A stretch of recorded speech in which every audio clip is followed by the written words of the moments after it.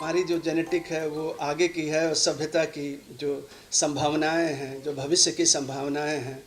कल 2 दिनों से मैं भी लिखता अंग्रेजी में, लोग कहते थे एंग्लोफोन, तो मैंने कहा मगही फ़ोन कहिए, क्योंकि हमारी अंग्रेजी में तो मगही पान का स्वाद है, अरुण कमल ने कल कहा।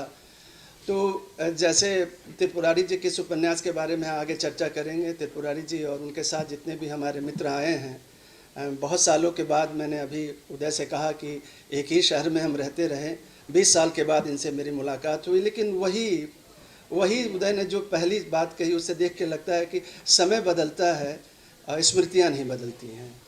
हम एक दूसरे के साथ पानी के साथ बर्फ़ जैसे जुड़ा रहता है, वैसे ही हम दोनों एक दूसरे के साथ जुड़े रहे हैं। तो इस मौके पे इसलिए मैं आपको ये बातें सुना रहा हूँ। और बिल्कुल जैसे त्रिपुरारी का उपन्यास के बारे में मैंने लिखा भी है, इस पर ज़्यादा टिप्पणी ना करूँगा मैं, आउटलुक में है, उसे आप पढ़ें। और जिस तरह की भाषा है, एक निजी भाषा है। तो आप सभी का बहुत बहुत स्वागत है। Welcome to this wonderful Sunday morning, so I can see some of leading Bombay poets also here. Thank you Urna for coming. Barnali मैं अलग रख के देखता हूँ बरनाली को। हम दोनों मतलब एक दूसरी दुनिया में एक दूसरी नाव पे चढ़कर भाषाओं के अलग नाव पे चलते हैं, जहाँ पर बहुत सारी चीज़ें होती हैं। तो ऐसा मुझे मौका मिला है। और आपके बहुत सारे लोगों को भी अभी भी कुछ मित्रों का इंतज़ार कर रहा हूँ। और लेकिन अब हमें जल्दी शुरू करना पड़ेगा, उदय जी को जाना भी है, फ्लाइट भी पकड़ना है। तो सभी से अनुरोध है, तो फॉर्मेट में पहले बता देता हूँ कि हम इस मेमोरी ऑफ नॉवेल्स, कहानियों, किस्सों की कहानियाँ और जो स्मृतियाँ हैं, और उसके बारे में over to Sanjani to introduce the Indian novels collective and also discussion and reading of Madhavpur ka Ghar. आप भूलेंगे नहीं, सब किताब लेके जाएंगे, किताब रखी हुई है, उस पर चर्चा करेंगे। Thank you very much. So over to Sanjani. Thank you. Good morning. And it's so lovely to see so many of you after a long time, and welcome. I don't want to take too much of your time. I do want all of you to follow Indian Novels Collective. If you're on Instagram, then there, or just know a little bit more about us. And basically, it's a pure passion project for me, and it started in 2017 when I was between two jobs. I'm a financial services person. I've always been a banker and central banker, etc. But I studied English literature and journalism, so that love remained with me. And sometime in 2017, I read one book which kind of changed my life, and it was a book called Monir Manush. It was about the life of Lalon Peer, and I had a bit of a reverse Nirmal Verma moment, because I had studied literature and I had studied Thoreau and Tolstoy and a lot of the world, and I realized that here was this person a few less than 1,000 kilometers away from where I grew up, and I didn't know anything about this remarkable story of Lalon Peer, and I thought there must be many more people like me. So I started asking people, what do you know about your own, so if I had a Gujarati friend, then I asked them, tell me 5 Gujarati writers. If I had a Bengali friend, then I asked, tell me 5 Bengali books that you've read. And I realized that people of my generation had actually not read books from their own languages at all, even though they were otherwise extremely well read. And that's when I realized that I had been extremely fortunate that I was raised by a family and in circumstances where I had read thousands of Indian books in translation. Because जब हम बच्चे थे तो हिंदी में translations available होती थी, ज्ञानपीठ और NBT और सारे इंडियन भाषाओं की जो किताबें होती थी उनकी हिंदी में translation की जाती थी, और वो मुझे अवेलेबल थी क्योंकि हमारे पेरेंट्स को वो पसंद था या हम पढ़ते थे, और कुछ करने को था नहीं, हम वही करते थे। तो हमने बहुत किताबें पढ़ी हुई थी। तो मुझे लगा कि ये एक वेल्थ था जो हमारे पास था, जो हम दूसरों को बांटना चाहते थे। तो हमने ये एक वेबसाइट बनाई। Our idea is to do more digital promotion of translations, and wherever good translations do not exist, to bring those translations. But what got quickly added because of our artist friends is, because we have many artist friends, is we also got a few performances that got created on some of these remarkable books. So in the lockdown, we went into a bit of a hibernation, but we don't want to come out of that. We don't want to take more time. And this is a lovely book. And by the way, मैं आपको बता दूँ, हमारे यहाँ एक copy थी और मैं ब्राज़ील जा रही थी उसको लेके, और इन्होंने मेरे बैग से निकाल के उसको रख लिया क्योंकि इनको पढ़नी थी। तो मैंने अभी कल शुरू की है किताब, और मैं but I read the review and it's a beautiful book, so I really look forward to listening to you and listening. कहते हैं कि वो श्याम बेनेगल की थी ना, सूरज का 7वां घोड़ा। हमारे पास एक 8वां घोड़ा है आज सूरज के 7वें घोड़े को मैं बुला रहा हूँ। Please welcome Uday Shankar and to introduce the novel Madhopur का घर। ये घर, सब हम घरों से जुड़े हुए हैं। उदय जी आएंगे और बताएंगे कि कैसे इसमें से एक छोटा सा पैसेज भी आप पढ़ेंगे और उसके बाद दोनों बातचीत करेंगे। मैं न बुक पढ़ने के लिए आया, न मैं बुक की वजह से आया, लेकिन मैं त्रिपुरारी की वजह से आया। Tripurari and I have a strange relationship, and if Tripurari had written a book about our relationship, that itself would be a very exciting and a very emotional book. Because, full confession, I have not read the full book. Because Tripurari and I came together at a stage in life where we were supposed to read books, but we had no time to read books because there were so many other exciting things happening in the world around us. And that is when we were in college. You know, who goes to college for study? Such a waste of college time. And that is what Tripurari and I were doing. Tripurari may not accept that. He still thought that reading was important. I had no such pretensions. And as a result of that, we had a life that was together, that was full of discovery, full of excitement, and full of insights. And it is that relationship that we have, I think one of the biggest achievements that both of us can claim is that 40 or 45 years later, we still remain friends. And we still have the same conversations that we started 40 years ago. And when he wrote a book, and he was reading it in this city, I had to come here to just see that moment when he was going to read a book. Because many things that we have done together, I don't think we have ever read together. So, congratulations, Trips. Couldn't be more proud of you. There are very few people who have lived journeys as diverse and as rich as you have. And I have had a ringside view of that journey. So it makes me emotional and proud to see you finally do something that we all thought was a pinnacle of creative evolution, is to write a book, because books are forever. Thank you.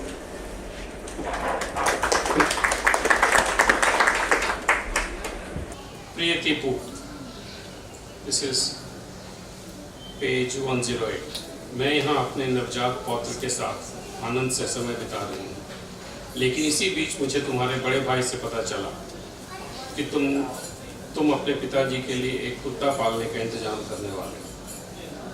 आज तक तो तुम्हारे पिताजी अपने मन की मर्जी से सब कुछ करते आए हैं। किसी भी काम को करने के लिए उन्होंने मुझसे कभी राय विचार नहीं किया आज तक। लेकिन अब मैं ये स्पष्ट बता देना चाहती हूँ कि अगर तुमने उन्हें ऐसा करने दिया तो मैं माधोपुर कभी नहीं आऊँगा। माधोपुर के घर में या तो कुत्ता रहेगा या मैं। मुझसे अब तुम्हारे पिता की मनमानी बर्दाश्त नहीं होगी। कुत्ता तो वे ले आवेंगे, लेकिन मैं जानती हूँ कि उसकी देखभाल का सारा जिम्मा मेरे ऊपर ही पटक देंगे। मैंने पहले यह सब करके देख लिया है।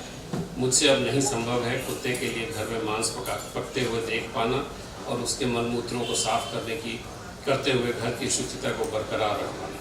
अपने दाम्पत्य जीवन को किसी प्रकार की किरकिरी से बचा लेने की खातिर शुरू के दौर में मैंने तुम्हारे पिताजी की मनमानी को बहुत बर्दाश्त कर लिया, लेकिन अब मुझसे यह सब नहीं चल पाएगा। अगर ऐसी परिस्थिति बन पड़ती है तो मैं अब अपना शेष जीवन अपने गुरुजी के आश्रम में हरिद्वार में काट लूँगी और तुम लोगों से किसी प्रकार की सद्भावना की उम्मीद नहीं रखूँगी। तुम्हारा जैसा भी निर्णय बन पड़ेगा मुझे सूचित कर देना, मैं उसी अनुसार आगे का रास्ता तय करूँगी। तुम्हारी स्नेहमयी माँ।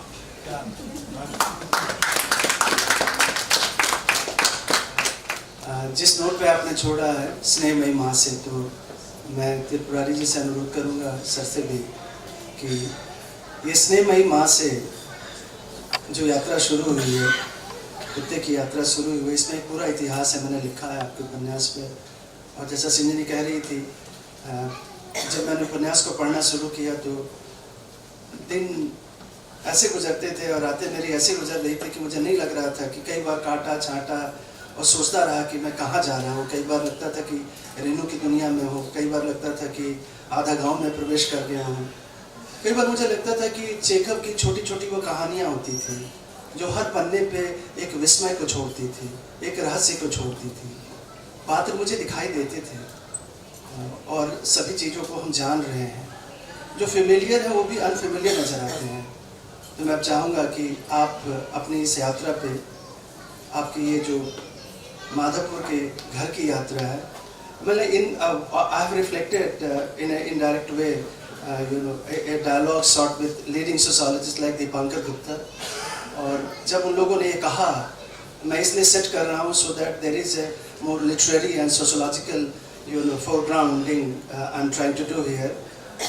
When the leading sociologist, जैसे पंचायत आई तो लोगों को मैंने उस पर भी लिखा और बातचीत की उस पर भी, कि ऐसा क्या कारण है कि अचानक बहुत political, literary and artistic imagination में गांव वापस आया है। When the sociologist, like Dipankar Gupta said that now the grandchildren of midnight are not excited about village India। Tripurari जी, आपका ये गांव हमें फिर से दोबारा एक ऐसे गांव के बारे में ले जा रहा है। तो मैं चाहूँगा कि आप बातचीत करते समय ये उपन्यास कहाँ से आया, कैसे आया, इसकी जो एक जर्नी, इसके बारे में थोड़ी बातचीत करें। उसके बाद बैजू सर और आप दोनों बात करेंगे और इसकी कहानियाँ हमें सुनाएंगे। Over to. उसके बृहद रूप में उपन्यास को लिखने के पीछे ट्रिगर होता है। तो एक दो जो मुख्य ट्रिगर्स हैं या थे मेरे द्वारा इस उपन्यास को लिखे जाने के लिए, उनकी मैं चर्चा कर देना चाहूँगा। हूँ तो मैं गांव का बच्चा, लेकिन गांव में बहुत कम रहा, बराबर आना जाना होता रहा। तो एक बात जो मुझे बार बार मेरे पास वापस आती थी, अभी कोई 10-15 साल पहले, कि गांव में जब आप घूमिए किसी भी हल्के फुल्के रूप से क्या कहेंगे, प्रॉस्पेरस संपन्न गांव में घूमिए, थोड़ा बहुत संपन्न, बहुत ज़्यादा नहीं, तो आप एक चीज़ देखेंगे, मैं बिहार के गांव की बात कर रहा हूँ, कि अब बहुत सारे घरों पर ताला लग रहा है। बहुत सारे घरों पर ताला लग रहा है। और जब वैसे ताला लगे हुए घर के सामने आप खड़े होते हैं तो कुछ एक प्रश्न तो स्वतः आपके दिमाग में कौंधते हैं कि कौन रहता होगा इन घरों में, पहले कौन रहता था, और जो लोग पहले रहते थे वो गए कहाँ, क्या करते हैं। बहुत छोटी छोटी चीज़ें आपके दिमाग में कौंधने लगती है, और क्यों हुआ ऐसा। तो माधवपुर का घर इस बात का अन्वेषण करने चला है कि ये जो घर खाली हो रहे हैं, they are not simply economic reasons, they are also equally strongly emotional reasons, relational reasons and circumstantial reasons। तो इन सबको एक सूत्र में पकड़ के चलने की बात जो है वो माधवपुर का घर के लिए ट्रिगर बनी। दूसरी, जैसा कि आमतौर पे होता है, कुछ न कुछ आपको अपने व्यक्तिगत ज़िंदगी से उठाना पड़ता है, अपने आसपास के अपने बिखरी हुई ज़िंदगी से उठाना पड़ता है। तो उस मायने में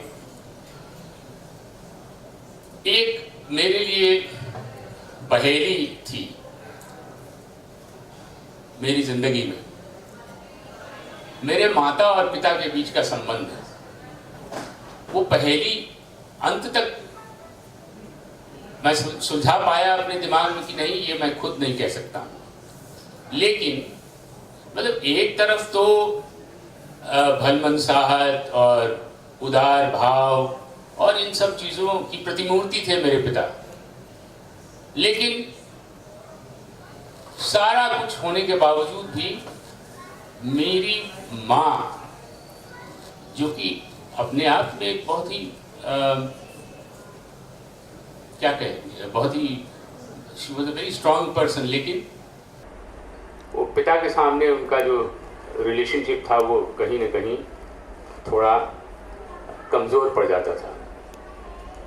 तो ये पूरा दौर 20वीं शताब्दी के उत्तरार्ध का जो दौर चला है,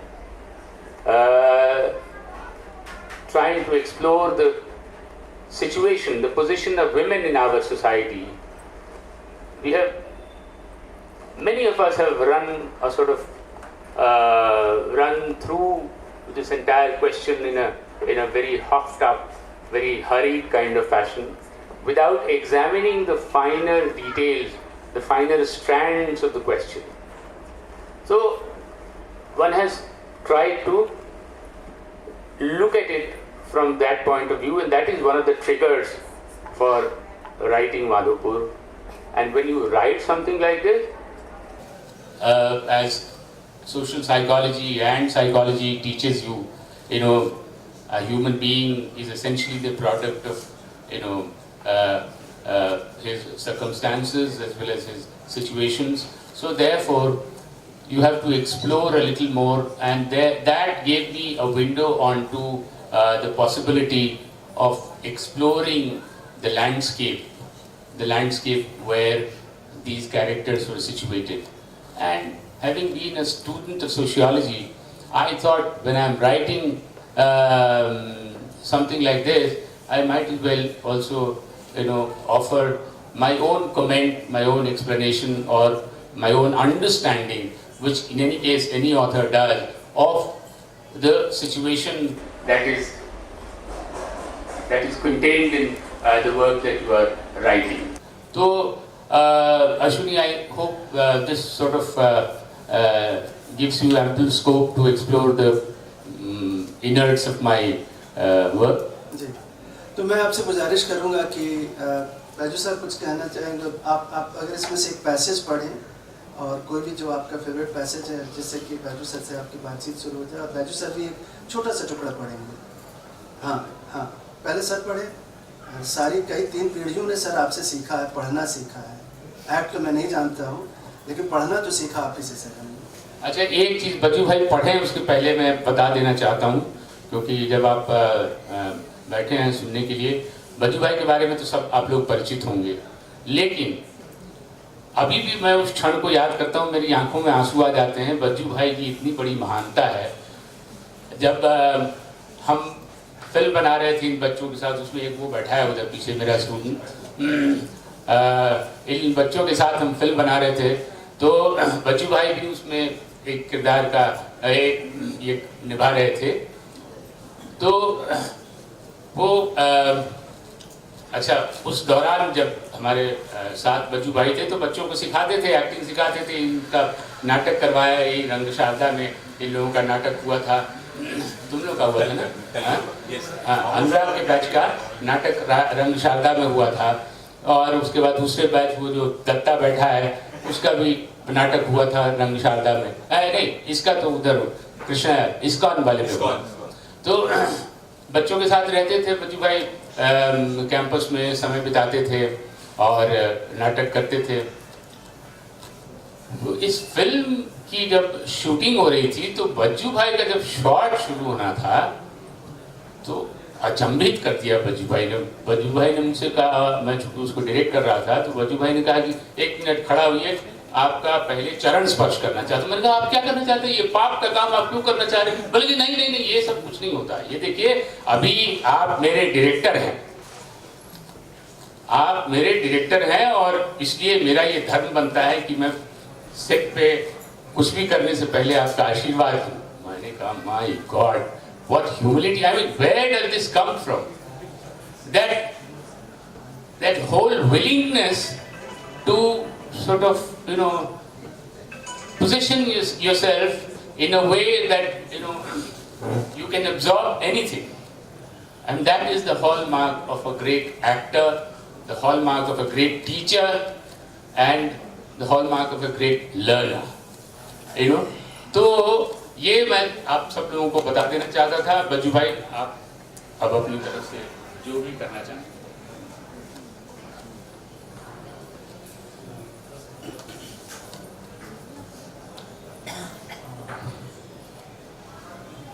माधोपुर का घर, ये माधोपुर का घर दरअसल सवाल पैदा करता है कि घर है कहाँ, कोई भी घर। और इस नाम से ही बनते बिगड़ते छूटते घरों का एहसास होता है। और जब मैंने अचानक फिल्म इंस्टीट्यूट का जो ग्रुप है उसमें मुझे भी बच्चों ने अपने साथ मेंबर बना लिया, तो मुझे उसमें आपका ये मिला मंगलकारी। त्रिपुरारी जी ने उपन्यास लिखा है माधोपुर का घर। और उसके बाद ही मैंने, हमारी मित्र हैं, बड़ी लेखिका हैं उषा किरण खान, उन्होंने इस पर चर्चा करी है, वह मैंने पढ़ा। और इत्तेफाक की बात है कि हम लोगों में से ज़्यादातर लोग आए तो घरों से हैं, रहते घरों में हैं या नहीं, हर कोई अपने अपने ढंग से जानता है। और अपने अपने ढंग से अपने अपने घरों के बारे में जानता है। इसका अर्थ है कि घर कहीं ना कहीं सचमुच में घर नहीं है। इस पर आगे की एक कविता है, कभी और बात करेंगे। मैं इस बदलते हुए संसार में सिर्फ ये मानव के संबंध नहीं बदल रहे, जीव के जीव से संबंध बदल रहे हैं। और इस बात की पकड़ बड़ी संवेदना के साथ श्वान के माध्यम से त्रिपुरारी जी ने की है, जिसके बारे में वैसे तो कहा गया है कि रहीमन छोटे नरन सो बैर भली ना प्रीत, काटे चाटे स्वान को दो भांति विपरीत। बड़ा गलत है एक बात, लेकिन दूसरी तरफ ये स्वान ही है जो धर्माधिकारी के साथ नर्क वैतरणी पार करने तक साथ जाता है। और दूसरे जीव के साथ जीव का क्या संबंध है, यदि इसकी समझ अब तक नहीं पाई है तो विज्ञान का कोई अर्थ नहीं रह जाता है। मैं चौंक गया और बेहाल हो गया था जब मैंने लोरा का आख्यान पढ़ा और उसके बाद पता चला कि ये तो कुतिया के माध्यम से हम ये कहानी को सुन रहे हैं। और इस बात ने मुझे हिला दिया। मैं अधिक समय नहीं लेकर के वक्त करीब 1.5 पृष्ठ है, मैं कोशिश करता हूँ चश्मा लगा करके इसको बताने की। रही बात डायरेक्टर के चरण छूने की, इस प्रसंग में मैं इतना ही कहूँ, मिस्टर अलकाजी जो हमारे टीचर और गुरु थे, उन्होंने कहा था कि बजाज वो मजाक उड़ाते थे। मैंने कहा कि मैंने अपने फॉर्म भरने में नाम की स्पेलिंग BAZAZ कर दी थी, बिहारी था उसमें। अब अभी की स्थिति देखिए। और उन्होंने कहा अच्छा सुनो, जब कभी भी अपने किसी जूनियर या किसी स्टूडेंट के लिए तुम एक्टर हो, तुम नहीं मानते हो, कहा हम एक्टर हैं और हम ये मानते हैं कि जो भी जीव पैदा होता है एक्टर ही पैदा होता है। इस बात पर बात की जा सकती है कि कोई भी चींटी ही पैदा होती है तो वो एक्टर पैदा होता है, बाद में चाहे कुछ हो। Genetically, all genes and all atoms are dancing and doing something.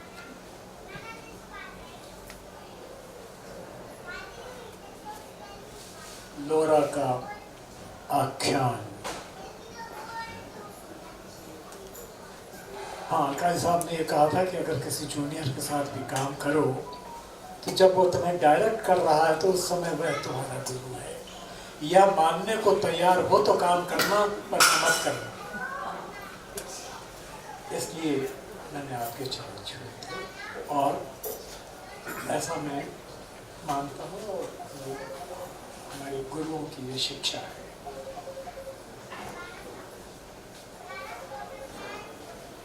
बाबा उस समय बाल सुधार विद्यालय हजारीबाग में हेडमास्टर थे जब वो लेडी को लेकर आए थे कलकत्ते से। लेडी उनकी पहली अल्सेशियन का नाम था। उसे भी बाबा जब लाए होंगे तब वह मेरे इतनी बड़ी ही रही होगी जितनी बड़ी मैं थी जब बाबा मुझे लेकर आए थे। मैंने सुना था कि बाबा ने उसे किसी पेशेवर डॉग ब्रीडर से एक अच्छी रकम देकर खरीदा था। अच्छी उस समय के हिसाब से, जब एक स्कूल के हेडमास्टर को इतनी भी तनख्वाह नहीं मिलती थी कि वह एक पेडिग्री वाले कुत्ते के बच्चे को आसानी से खरीद सके। हालांकि बाबा का बाल सुधार विद्यालय आम हाई स्कूलों से अलग था और बाबा को आम हेडमास्टरों से ऊंचा वेतन मिलता था। बाबा ने अपना MA मनोविज्ञान विषय में किया था, लेकिन MA के बाद बाबा को इस विशिष्ट संस्थान में काम करने से पहले बम्बई में 1 साल का एक विशेष कोर्स करने के लिए सरकार द्वारा भेजा गया था। तो बाबा आम शिक्षकों और अन्य मध्य वर्गीय व्यक्तियों से अलग थे। तभी तो उन्होंने एक पेडिग्री कुत्ता रखने जैसे शौक में अपने वेतन का एक अच्छा खासा भाग खर्च करने का मन बनाया। वैसे बाबा को अपने विद्यार्थी जीवन में कभी किसी अभाव का सामना नहीं करना पड़ा था। बाबा के पिता अपने इलाके के नामी गिरामी डॉक्टर थे। बाबा जब कॉलेज यूनिवर्सिटी में पढ़ते थे तब उनके पिताजी उन्हें अपनी ज़रूरतों के लिए पर्याप्त राशि दे देते थे। बाबा के जीवन के इस अंश पर विस्तार की कहानी कभी आगे बताऊंगी। अभी मेरे साथ शुरू के वर्षों में दादी के द्वारा किए गए व्यवहार को समझने के लिए दादी और लेडी की कहानी समझना जरूरी है। बाबा लेडी को लाने कलकत्ता गए। जाने के पहले उन्होंने अलग अलग स्रोतों से पता लगा लिया था कि अगर वास्तव में प्योर ब्रीड का अल्सेशियन पप चाहिए तो उन्हें कैनल क्लब ऑफ इंडिया के किसी रजिस्टर्ड ब्रीडर से खरीदना चाहिए। इस प्रकार बाबा ने लेडी, जो उस वक्त 3 महीने से कम उम्र की थी, को एक ICS अफसर के यहाँ से खरीदा।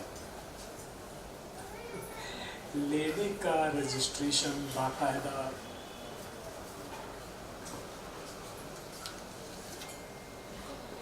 कैनल क्लब ऑफ इंडिया में हो चुका था।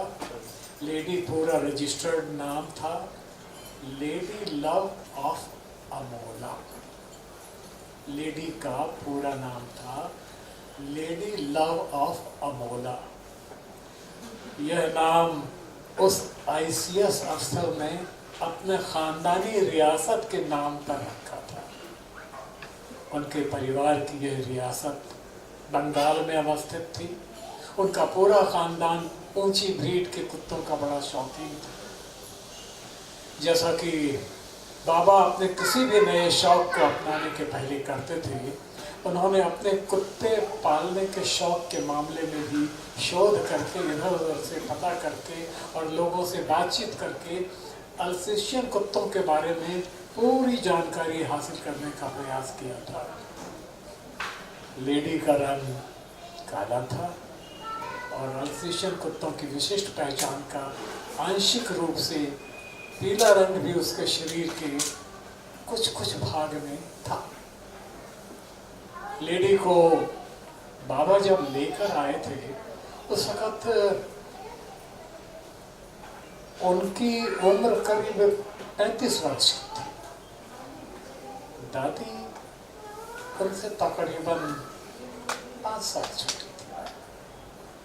दादी कट्टर शाकाहारी थी और उनके घर में मांस मछली खाना तो दूर, उनकी रसोई में बनाया भी नहीं जाता था। लेकिन बाबा ने जब लेडी के लिए मांस खरीद कर आंगन में एक अलग चूल्हा बनाना शुरू किया तो दादी ने कोई आपत्ति नहीं जताई। लेडी के आहार में बाबा ने किसी प्रकार की कसर नहीं छोड़ी और जब लेडी 6 महीने की हो गई तभी से बाबा ने उसको थोड़ी थोड़ी ओबीडियंस की ट्रेनिंग देनी शुरू की, जैसे कि उसको अपनी ओर से कमांड देकर बुलाना, बैठने के लिए कहना।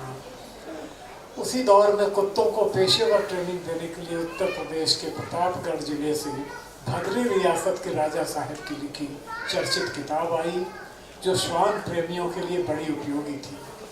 इस किताब का नाम था ट्रेन योर ओन डॉग और इसमें चित्रों और स्केच के माध्यम से बड़े ही सिलसिलेवार ढंग से बताया गया था कि कैसे अपने कुत्ते को ट्रेन किया जाए। पेशेवर तरीके से अपने स्वामी की न सिर्फ वो रक्षा करे बल्कि पुलिस द्वारा चोरों आदि को पकड़ने में भी मदद करे। गौरतलब है कि 60 के दशक की शुरुआत के दौर में भारत में इस तरह की किताबें छपती नहीं थी और छपती भी थी तो उनका प्रचार ठीक से नहीं हो पाता था। और यही कारण था कि उस गुणवत्ता के साथ लिखी गई राजा साहब भदरी की यह किताब श्वान प्रेमियों के बीच बहुत चर्चित थी और उस ज़माने के हिसाब से महंगी भी। लेकिन लेडी के लिए बाबा ने इसके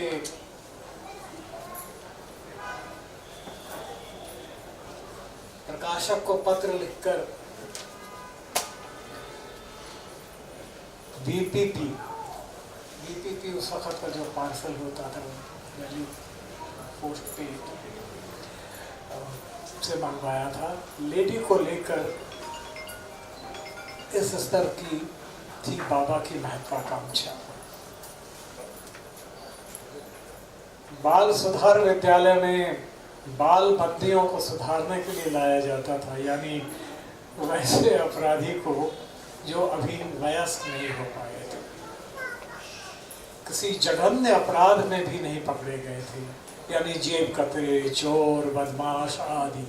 सामान्य शिक्षा के साथ साथ इन बच्चों को व्यावसायिक प्रशिक्षण भी दिया जाता था ताकि वो सुधार विद्यालय की अपनी मियाद पूरी करके आत्मनिर्भर हो सके। बाबा ऐसे बच्चों की मनोवृत्तियों को भली भांति परिचित थे, इसलिए उनके साथ वे अपने आप को कभी असहज नहीं महसूस करते थे। बाल बंदी छात्रों को बाबा ने लेडी के साथ परिचय कराया उसकी ट्रेनिंग में लोग बाबा की मदद में आते थे, डिकॉय के रूप में, जैसा कि किताब में दिया होता था। कभी किसी लड़के को बाबा चोर की भूमिका करने को कहते थे और अपना रुमाल गिराकर वहाँ आसपास छुप जाते थे। फिर बाबा उसको चोर बने उस लड़के को खोजने के लिए कहते थे। इसके लिए बाबा लेडी को वह गिरा हुआ रुमाल सुखाते थे, फिर खोजने के लिए सर्च का कमांड देते थे। सुनते सुनते लेडी उस लड़के के पद चिन्हों पर चलते हुए खोज लेती थी। इस तरह के डिस्क्रिप्शन और इसके लिए इतना धीरज और इतना विशिष्ट चित्रण, ये बाह्य स्तर पर है। आंतरिक स्तर वाले जो कुछ दूसरे अंश हैं जिसके बारे में मैं चाहूँगा कि लेखक महोदय स्वयं इसकी चर्चा करें। मैंने इतना अंश सुनाया, मैं समझता हूँ नमूने के तौर पर ये काफ़ी होना चाहिए। आप अगर कुछ आज्ञा करें तो आप कोई पेज निकाल करके वो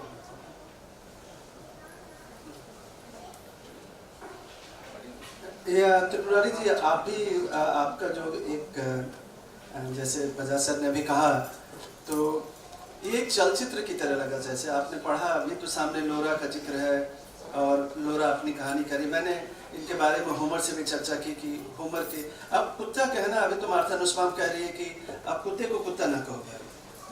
अब वो जो एक बाइनरी थी ना कि पोस्ट एंथ्रोपोसेन दुनिया जो बन रही है, इसमें ये जो एनिमेट इनएनिमेट की कहानी, मैं माधोपुर को उस जगह पे रखना चाहता हूँ जहाँ त्रिपुरारी का ये काम है। ये एक भविष्य की संभावना है।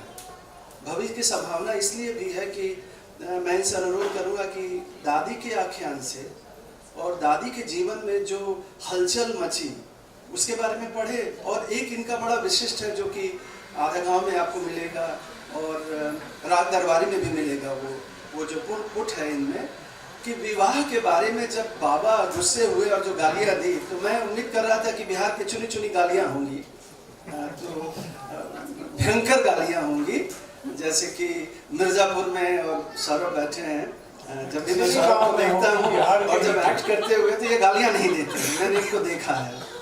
लेकिन ये जो कुछ सौरभ तो बच जाते हैं गालियों से, कुछ हमारे जो मित्र हैं बॉलीवुड में वो गालियाँ बड़ी अच्छी देते हैं। तो ये कैसे गालियों से बच गए और जिस तरह की इन्होंने गालियाँ विवाह में निकाला, और बाबा ने जो एक भीषण प्रसंग है, मैं चाहूँगा कि जरूर से पढ़ें। दादी का आख्यान में से मैं एक पोर्शन पढ़ रहा हूँ।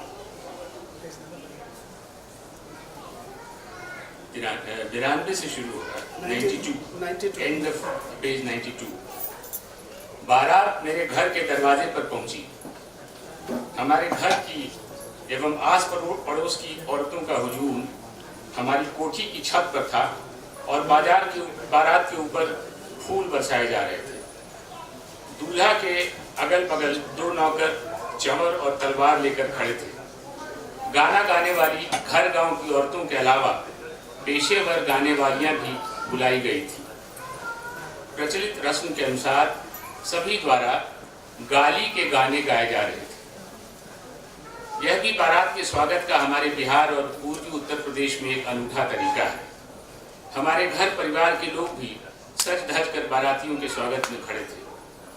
दूल्हा के दरवाजे पर पहुंचने पर द्वार पूजा की गई, जिसके उपरांत बारातियों का किस्म किस्म की मिठाई और शरबत से स्वागत किया गया। इसी वक्त दोनों समधी लोगों के मिलन की रस्म भी पूरी हुई और तब फिर बारात जनवासे में लौट गई, जहां बड़े शामियाने के नीचे महफिल लगी। देर रात तक नर्तकियों एवं बाई जी का नृत्य चला। गाना बजाना हुआ। पूरे उत्सव सा माहौल बना रहा। बड़ी बड़ी पेट्रोमैक्स की बत्तियां जली हुई थी और शामियाने से थोड़ी ही दूर पर खाने पीने का इंतजाम था। लगातार एक पंगत के बाद दूसरे पंगत में भोज का क्रम भी जारी था। पूरे माहौल में हर्ष और उल्लास की गमक फैली हुई थी। इसी उत्सव के माहौल में एक फुसफुसाहट का दौर निकल पड़ा। बारात के ही किसी व्यक्ति को संभवतः मेरे गांव के किसी परिवार के व्यक्ति ने यह कह दिया कि शर्मा जी के घर के लोग जिस लड़की को देखकर गए थे, दरअसल शादी उस लड़की की नहीं होकर किसी और लड़की की हो रही है। ये लड़की देखने में तो अच्छी नहीं ही है, बहरी भी है। बस क्या था, पलक झपकते यह फुसफुस एक अफवाह की तरह पूरे बारातियों के बीच फैल गई। बारातियों ने कहना शुरू किया कि वे लौट कर जा रहे हैं, शादी नहीं हो। बात हमारे चाचा के कानों तक पहुंची, मतलब ये दादी के चाचा। वे सुनकर आग बबूला हो गए, छत पर अपने कमरे में गए और अपनी पिस्तौल निकाल कर ले आए। बारातियों के बीच जाने को तैयार हो गए, कहने लगे कि सभी को शूट कर दें, लड़का समेत उसके पिता को। ये बात जब मेरे भाई सजन को मालूम पड़ी तो वो गस खाकर गिर पड़ा। उसने तो इस रिश्ते को तय करने में अपना खून पसीना लगा दिया था। उसका इस तरह आहत होना तो स्वाभाविक था। उसको लोगों ने पानी का छींटा देकर होश में लाने की कोशिश की। वो जब होश में आया तो दौड़े दौड़े शर्मा जी के पास गया और उनसे चुपचाप कहा कि चलिए मैं आपको अपनी बहन दिखाता हूँ अभी अभी। मेरा भाई दौड़े दौड़े घर में वापस आया। मेरी शादी की रस्म के लिए मंडप जाने के पूर्व जैसा रिवाज था, मुझे नहलाने के बाद मेरी चाची वगैरह ने मुझे शादी की साड़ी पहनाकर घर में तैयार कर दिया था। नहलाकर नए कपड़े पहनने के बाद नज़र उतारने की रस्म होती है। इसके बाद लड़की को विवाह के मंडप पर लाया जाता है और विवाह की वैदिक रस्में बाकायदा वर वधू की उपस्थिति में पंडितों द्वारा पूरी की जाती है। मंडप हमारे घर के आंगन के बीचों बीच अवस्थित था और घर के सारे लोग, खासकर महिलाएं, अब इंतजार कर रहे थे विवाह की रस्म के शुरू होने का। माँ, आप जल्दी से दीदी को ऊपर छत पर ले चलिए, मेरे भाई सजन ने माँ से हाँफते हुए कहा। क्या हो गया? अभी तो बबुनी, मेरे घर के लोग, खासकर मेरी माँ, इसी संबोधन का इस्तेमाल करते थे। अभी तो बबुनी को शादी के मंडप पर बैठना है, कुछ ही देर में अब तो लड़का भी मंडप पर आने वाला है। मेरी माँ ने कहा, अभी ये सब पूछने का वक्त नहीं है। लड़के की ओर से ये मांग की गई है कि वह जब दीदी को देख लेगा उसके बाद ही मंडप पर आवेगा। मेरे भाई ने मेरी माँ की चिंता को भांपते हुए फौरन जवाब दिया, काहे है बबुआ, अब क्या हो गया?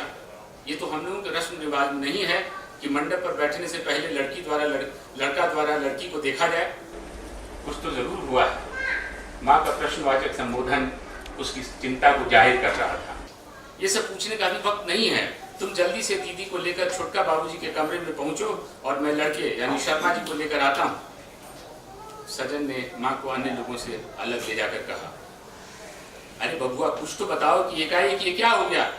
मेरी माँ अपनी परेशानी को आसानी से विराम नहीं दे पा रही थी। ये जान लो कि छोटका बाबूजी बाहर बारातियों पर पिस्तौल ताने खड़े हैं, बात बिगड़ने वाली है, तुम जल्दी मैं जो कह रहा हूँ उसे करो। मेरे भाई ने लगभग हताशा के स्वर में कहा। इतना सुनना था कि मेरी माँ फौरन मेरे पास आई और मुझे ऊपर के कमरे में ले गई। मुझे मौका तक नहीं मिला कि उनसे इस प्रयोजन के संबंध में कोई विशेष प्रश्न पूछ सकूं। माँ के चेहरे से चिंता साफ झलक रही थी। ऐसे में मैंने उनकी दुविधा को और बढ़ाना कतई उचित नहीं समझा।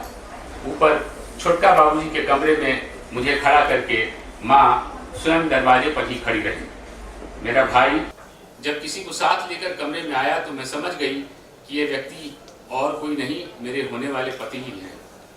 मेरे भाई ने मुझसे उनका पैर छूकर प्रणाम करने को कहा और कहा कि वे जो कुछ भी पूछें उसका जवाब दूं। मेरे लिए तो ये एक अकल्पनीय स्थिति थी। घर की चहारदीवारियों के अंदर पली बढ़ी मुझे तो इस बात को स्वीकार कर पाना ही मुश्किल लग रहा था कि विवाह की रस्म से पहले कोई लड़का अपनी होने वाली पत्नी को न सिर्फ देखे बल्कि उससे संवाद भी करे। खैर, शर्मा जी ने मुझसे मेरी पढ़ाई के बारे में पूछा। मैंने खरा सा जवाब दिया कि आखिर मेरी शिक्षा तो जो भी थी वो घर की चहारदीवारियों के बीच रहकर ही हुई। मैं कोई स्कूल वगैरह तो गई नहीं। जो भी हो, उनका मेरी शिक्षा के बारे में ये कौतूहल उस वक़्त आत्मीय लगा, क्योंकि उससे मेरे मन में ये आशा बंधी कि शायद बाहर की दुनिया को देख पाने के लिए मेरा मार्ग प्रशस्त करने की उत्कंठा उनके मन में बसी हो। इस संक्षिप्त साक्षात्कार के बाद मुझे वापस ले गई मेरी माँ। थोड़ी देर बाद पच्छन की रस्म के बाद मुझे मंडप में बिठाया गया और विवाह का कार्यक्रम प्रारंभ हुआ। जब शर्मा जी भी आकर मंडप पर बैठ गए और पंडित ने बाकायदा मंत्रोच्चार आदि का कारोबार शुरू किया तो मैं थोड़ी सहज हो पाई।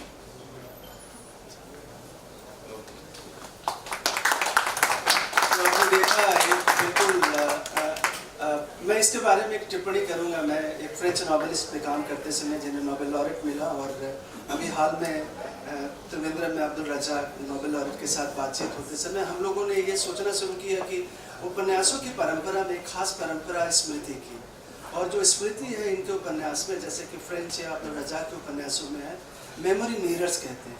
जैसे मिरर्स चलते रहते हैं वैसे मेमोरी चली। तो एक टुकड़ा आपने सुना, और अब मैं एक कवि मित्र के नाते सौरभ भाई का स्वागत करूंगा कि वो आए, और एक लाइन से मैं उनको स्वागत करूंगा। जब भी मैं सौरभ को देखता हूँ तो मुझे अहमद फराज की एक लाइन याद आती है। सौरभ आज सुना देता हूँ, बरनाली भी है कि सुना है लोग उसे आंख भर के देखते हैं, चलो उस शहर में थोड़ा ठहर के सौरभ को देखते हैं।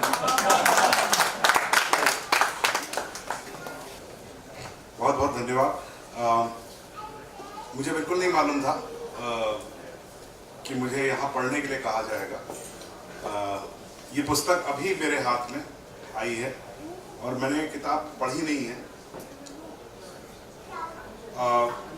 कुछ किताबें होती हैं जिनको ऐसे पढ़ा जाता है, या आप उसको उठाते हैं दिन में या 2 दिन में कभी भी एक बार, और उसको खोलते हैं, और जहाँ पर आपकी नज़र जाती है आप वहाँ से पढ़ना शुरू करते हैं। ये प्रथा जो है ये धार्मिक किताबों के साथ बहुत होती है ना। आप गीता भी ऐसे ही पढ़ते हैं, बाकी चीज़ें ऐसे पढ़ते हैं। और मैं थोड़ा इतना धार्मिक हूँ नहीं, तो मैं धार्मिक किताबें पढ़ता नहीं हूँ, लेकिन एक किताब है जो मैं पढ़ता हूँ। वो किताब आज भी मेरे पास है। वो मोहन राकेश की एक किताब है, एकत्र। वो किताब ऐसी किताब है कि वो मोहन राकेश ने जो भी लिखा, नैपकिन के ऊपर लिखा, आधे कागज पे लिखा, बस की टिकट के पीछे लिखा, जो भी लिखा वो सब छपा हुआ है उसके अंदर। मोहन राकेश मेरे बहुत फेवरेट राइटर रहे। आर्थर मिलर और मोहन राकेश, ये 2 राइटर्स बहुत मेरे फेवरेट। तो वही एक किताब है जो मैं जीवन में जब भी होता है कभी भी खोल लेता हूँ, जो पन्ना खुलता है वो पढ़ता हूँ। आज इस किताब को ऐसे पढ़ने का सौभाग्य मुझे मिल रहा है, और इसके जो मैंने अभी तक 3 टुकड़े सुने हैं उससे मुझे विश्वास है कि ये वैसी ही किताब है जिसको आप किसी भी दिन कहीं से भी खोल सकते हैं, कहीं से भी पढ़ सकते हैं। मैं कोशिश करता हूँ, ना पसंद आए तो गलती मेरी है, किताब की नहीं। मैंने बड़े बुजुर्गों को ये कहते हुए सुना है कि जीवन की दशा सतत तौर पर समान नहीं रहती। कुछ बना है तो कुछ टूट भी जाता है। जीवन भले ही शून्य जमा का खेल, जिसे अंग्रेजी में जीरो सम गेम कहते हैं, न हो, किंतु ये भी तय है कि इसका धरातल बराबर समान रूप से समतल नहीं है। बाबा अब 1-1.5 साल में अपने होने वाले रिटायरमेंट के बाद एक चिंता मुक्त जीवन माधवपुर में बिता पाने का सपना देख ही रहे थे कि एक अनहोनी ने उन्हें उनकी और दादी की जिंदगी को सपना देख ही रहे थे कि एक अनहोनी ने उनकी और दादी की जिंदगी को छिन्न भिन्न कर दिया। ऐसा मानो बिजली गिर गई कि उनके जीवन पर। फौज में अफसर उनके सबसे बड़े बेटे के सबसे बड़े बेटे की आंशिक रूप से अज्ञात कारणों से अकाल मृत्यु हो गई। पूरा और प्रामाणिक कारण कभी पता नहीं चल पाया। वे नागालैंड में राजद्रोह प्रभावित इलाके में उस वक्त पोस्टेड थे। पुत्र शोक में दादी और बाबा गहरे सदमे में डूब गए। बाबा के परिवार के लिए शोक और संताप और गहरा हो जाने का यह भी कारण था कि उन्हें बेटे की मृत्यु के बारे में फौज ने जो बताया उस पर परिवार का पूरा विश्वास नहीं हो पाया। नागालैंड और असम की सीमा पर कोई मिलिट्री कैंप था जहां बड़े बेटे का शव रखा गया था। बाबा और उनके 2 अन्य बेटे उस मिलिट्री कैंप में मृत्यु के 2 दिन बाद पहुंच पाए। तब तक शव का पोस्टमार्टम हो चुका था, शरीर की चीर-फाड़ व्यापक रूप में की जा चुकी थी। किसी भी सामान्य व्यक्ति के लिए उस शव को देखकर मृत्यु की प्रामाणिक कारण का अनुमान लगा पाना संभव नहीं। फौज द्वारा परिवार को बताया गया कि मृत्यु मैसिव मायोकार्डिक इन्फेक्शन से हुई। ये एक तरीका का हार्ट अटैक है। ये मिलिट्री कैंप के बाहर शाम को इवनिंग वॉक के दौरान हुआ और लाश सुबह मिली। बाबा और उनके दोनों बेटों ने उनके सबसे बड़े बेटे के चीर फाड़े गए इस पार्थिव शरीर को देखा था। उनके ये भाई चारों भाइयों में अकेले थे जिनका शरीर ये शब्द मुझे नहीं मालूम है, सौष्ठव बाबा की बराबरी का बन पाया था। उम्र मात्र 35 साल की थी। वे मिलिट्री एकेडमी में सबसे अच्छे स्पोर्ट्समैन रह चुके थे। नागालैंड में इमरजेंसी उफान पर थी। संशय के लिए काफी जगह बच गई थी। इस संशय का कोई निदान नहीं था। इससे बाबा के परिवार के शोक और संताप को और भी गहरा बना दिया। जैसा मैंने कहा कि मैं यहीं पर इसको रोकता हूं, जैसा मैंने कहा कि जो मुझे अंदाजा लगा है इस किताब के बारे में कि आप कहीं से भी इसको पढ़ते हैं, इसमें एक समय की छाप, वो जरूरी नहीं कि समय आपने देखा हो, वो नागालैंड मैंने देखा नहीं है लेकिन वो रहा है, उसका आभास मुझे है। और हमेशा ये कहा जाता है कहानियों में और जो भी हम लोग फिल्में भी जब बनाते हैं तो हमसे कहा जाता है मनोरंजन मनोरंजन मनोरंजन। सब यही कहते हैं कि मैं मनोरंजन के लिए होता है, कहानियां भी मनोरंजन के लिए होती है, लेकिन असल में कहानियां या फिल्में या नाटक या कविताएं या आर्ट कुछ भी होता है वो उस वक्त का दस्तावेज होता है जिस वक्त में आप जी रहे हैं। क्योंकि यही है एक ह्यूमन हिस्ट्री। हिस्ट्री खाली वो नहीं कि बाबर कब आया था और चाणक्य ने कब क्या किया था। ये किताब ऐसे बच्चू भाई ने जो पढ़ा, जो त्रिपुरारी जी ने पढ़ा और एक पत्र जो पहले पढ़ा था, हाँ, इस सब में आपको एक दुनिया दिखती है जो हो सकता है कि आपके साथ ना घटी हो लेकिन उसके बारे में आप जानते जरूर हैं, चाहे अपने दोस्तों के जरिए, चाहे अपने जरिए, या चाहे उस साहित्य के जरिए जो आपने उस समय में पढ़ा है। और इसलिए मैं फिर से कहता हूं, अब मेरा यकीन पक्का हो गया, ये किताब लीजिए, रखिए अपने साथ, और जरूरी नहीं है इसको कि पहले पेज से ही हर बार पढ़िए पहले पेज से, और फिर बाद में इसको कोई भी किताब का कोई भी पन्ना खोलिए, पढ़िए, आपको कुछ ना कुछ वो समय मिल जाएगा जो आपके साथ बीता है। इन्हीं साहब, मैं सौरभ भाई की एज ए डायरेक्टर इनकी पहली फिल्म आ रही है, हम सब की तरफ से आप सबको हम भाइयों की शुभकामनाएं।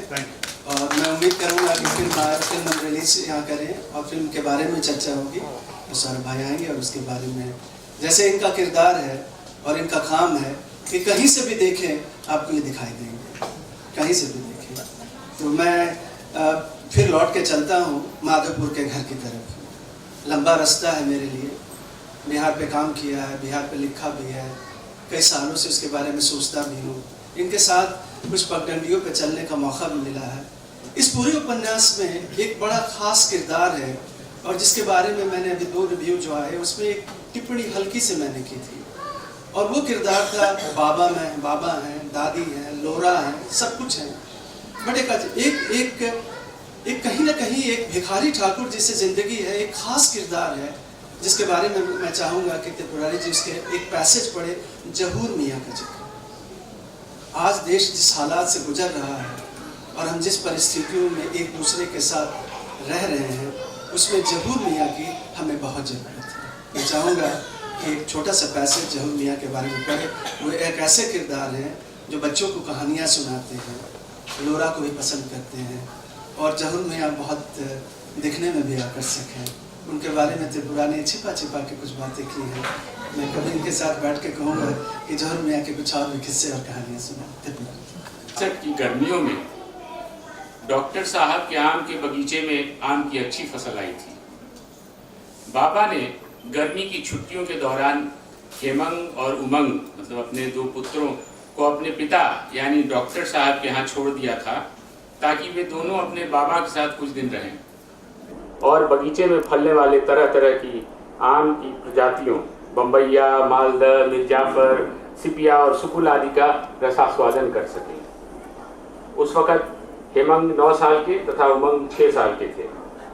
दोनों भाई दिन भर बगीचे में घूमते थे, खेत में काम करने वाले मजदूरों के साथ थोड़ा बहुत गपशप करते थे, और इन सब से जब मन भर जाता था तो डॉक्टर साहब की क्लिनिक में आ जाते थे, जहां प्रायः ज़हूर मियाँ अक्सर दिख ही जाते थे। इसके बाद दोनों भाइयों का मन बहलाने की जिम्मेदारी ज़हूर मियाँ अपने ऊपर ले लिया करते थे। बस क्या था, ज़हूर मियाँ शुरू हो जाते थे अपने विभिन्न किस्म की कहानियों के साथ। असली कांचन नगर छुरी की गाथा, कलकत्ता शहर के चौरंगी के दृश्यों का बखान, शहर में चलने वाली ट्राम गाड़ी का वर्णन, और उन्होंने कलकत्ता शहर में अपने प्रवास के दौरान जो भी सिनेमा देखा था उसका बढ़ा चढ़ा कर ब्यौरा।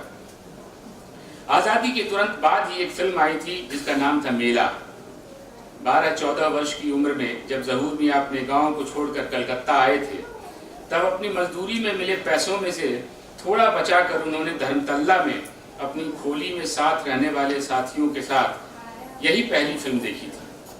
फिल्म में गाना था, ये जिंदगी के मेले दुनिया में कम न होंगे, अफसोस हम न होंगे, जो ज़हूर मियाँ को कंठस्थ हो गया था। अब बच्चों को गाने में क्या कहा जा रहा था ये तो कुछ समझ में नहीं आता था, लेकिन ज़हूर मियाँ जिस अदा और जिस भाव में इस गाने को बच्चों को सुनाते थे उससे वे दोनों मुग्ध हो जाते थे, और जब न तब मौका मिलते ही ज़हूर मियाँ से इस गाने को गाने की फरमाइश कर बैठते थे। बच्चों को लगता था कि ज़हूर मियाँ के पास सुनाने के लिए किस्से कहानियों का खजाना था। तिलिस्मी कहानियों के साथ साथ उनके कलकत्ता के जीवन की गाथा, कलकत्ता प्रवास ज़हूर मियाँ के जीवन का एक महत्वपूर्ण प्रसंग था। ज़हूर मियाँ का जन्म बिशुनपुर के मुसलमान टोला के एक अत्यंत गरीब परिवार में हुआ था। बिशुनपुर के कई मजदूर उस जमाने में कलकत्ता शहर के आसपास की जूट मिलों में काम किया करते थे। अपने घर में तंगी की हालत से जब 16-17 वर्ष के ज़हूर मियाँ तबाह हो गए तो गांव के ही किसी साथी के साथ उन्होंने कलकत्ता शहर की ट्रेन पकड़ी और वहां पहुंचकर अपने गांव के ही साथी मजदूरों की मदद से हुगली के निकट किसी जूट मिल में काम खोज लिया। उनका विश्राम स्थल भी वहीं धर्मतल्ला की उस खोली में बना जहां एक ही कमरे में उनके गांव के तकरीबन दर्जन भर और लोग रहते थे। चूंकि मैं टीपू द्वारा अपने भाइयों को बताया जाने वाली कहानियों को सुनती रहती थी, तो ज़हूर मियाँ के इस प्रकरण से मुझे याद आया कि टीपू बराबर चर्चा करते थे कि उन्होंने कुछ साल पहले जर्मनी के बर्लिन फिल्म स्कूल के पढ़े हुए एक फिल्म निदेशक द्वारा जूट मिलों में व्याप्त बाल मजदूरों के शोषण पर एक फिल्म देखी थी। फिल्म में दिखाया गया है कि बाल मजदूरों और उनके युवा साथियों को किन विषम परिस्थितियों का सामना करना पड़ता था और अपने घर परिवार से दूर रहते हुए वे आर्थिक तंगी के साथ साथ परिस्थिति जन्य एकाकीपन को किस तरह झेलते थे। ज़हूर मियाँ अपनी माँ को मनी ऑर्डर के माध्यम से कुछ रुपये 2-4 महीने में एक आध बार भेज पाते थे। वे अकेली संतान थे और उनके पिता का देहांत जब वे बहुत कम उम्र के थे तभी हो गया था।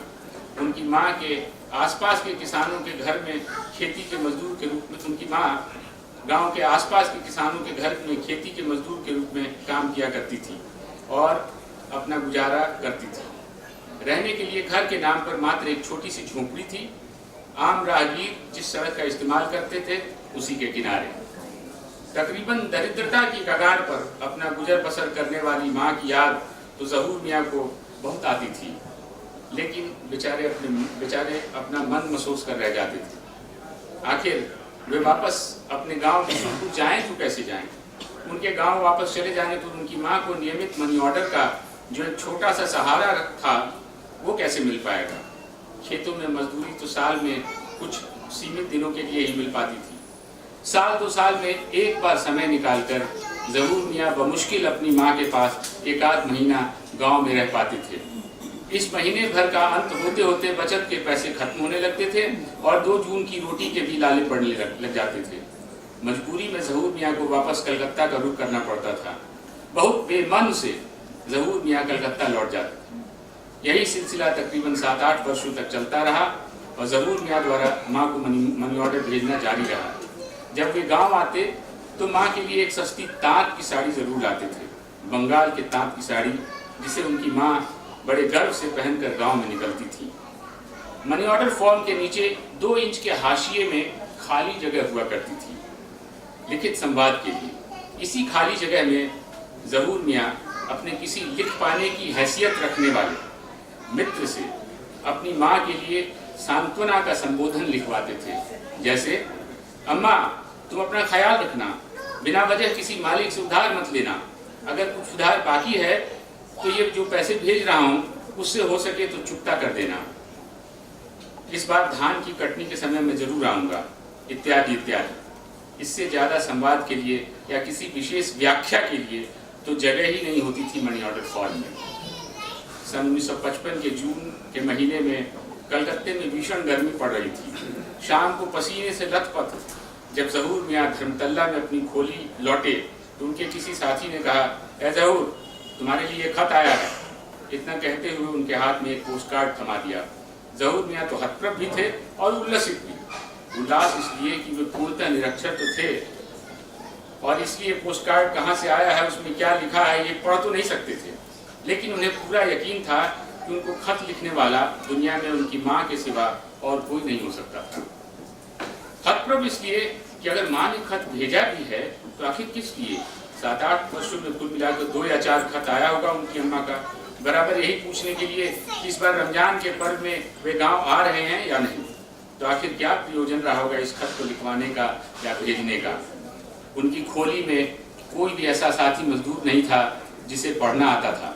सभी पूर्णतः निरक्षर थे, जैसा कि उस जमाने में अमूमन हुआ करता था।